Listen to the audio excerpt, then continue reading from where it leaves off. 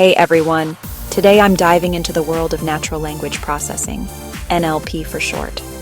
If you've ever wondered how your phone's assistant understands you, or how chatbots reply so smoothly, you're thinking about NLP in action. And trust me, it's not as mysterious as it sounds. Let's break it down, step by step. NLP is all about teaching computers to understand and respond to human language. This usually starts with something called text pre-processing. Imagine you have a huge chunk of messy text.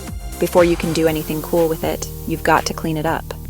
This means removing punctuation, making everything lowercase, correcting spelling errors. Next up is tokenization. I slice up the text into little pieces, usually words, sentences. Think of it like chopping veggies before you cook. After tokenization, I often remove stop words. Those little words like the and is. They don't carry much meaning, so I just toss them out. Now comes stemming or lemmatization. Stemming, lemmatization. These fancy terms just mean shrinking words to their base forms. For example, running becomes run. It helps computers see that runs, running, ran are basically talking about the same thing. Once I've prepped the words, I turn them into numbers. Computers love numbers.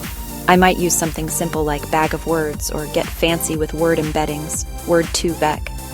These methods help the computer find patterns, spot similarities, guess what words might come next. Let's see it in action.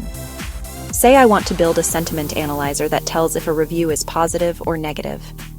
After processing the text, I feed it to a machine learning model. Over time, that model gets better at predicting how people feel just by reading their words. That's the magic behind those "how did we do" surveys online. And the best part, you don't need a PhD to start. There are awesome libraries in Python like NLTK, Spacey that do most of the heavy lifting for you. With a few lines of code, you can tokenize, remove stop words, train your own little language models. So NLP is really just about breaking down text so computers can play with words like we do. Whether it's building a chatbot, summarizing news, translating languages, NLP is the secret sauce.